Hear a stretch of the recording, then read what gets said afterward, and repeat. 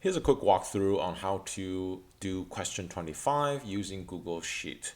So here I asked you in the problem set to do question 25 part A through D. Okay, and so in your Google Sheet, hopefully you already have uploaded the data file into your Google Drive already. And you notice here I went ahead and typed in the A through D, question A through D, and so I can perform the formulas in these cells. Now, first thing you want to do as a good practice is to freeze the top row. And so you notice here I can go to the top left corner, hover here. Once I get a hand, drop the top row down. Now when I scroll, the top row freezes, so I know exactly what each column is. And then also good practice, first thing you want to do is count the number of elements, like what is the size, what is the sample size here. So I'm going to go ahead and go to n equals. Now we already know it's 15, but I just want to go ahead and count. Okay, count. And now one of the things I can do is simply just select any of the quantitative variables. So if I select one of these, it's going to tell me how many numbers, how many elements are there in this column. And so that's 15. That's going to be useful a little bit later. So first question, number of variables. So variables are this: make, model, overall score, etc. Okay, so I'm going to let I want to tell Google to count for me.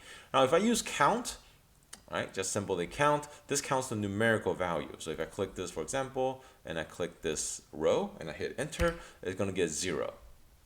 Okay, don't do autofill. It's going to get 0 because there's no numerical value here. Okay, so delete that. Instead, you want to do count, right, and count A. Now count A counts just number of values. So select the row again, hit enter, and you get 7. So a total of 7 variables. Question B, which of the variables are categorical or quantitative? Okay, so this, unfortunately, you have to figure it out yourself, right? So just look at it, make and model, categorical, overall score, quantitative, categorical, quantitative. Okay, skip that. Percent. Now, percent of recommended. So this, right, I want to count how many yes there are in the recommended column. So what I want to do is count. I'm going to also do count, right?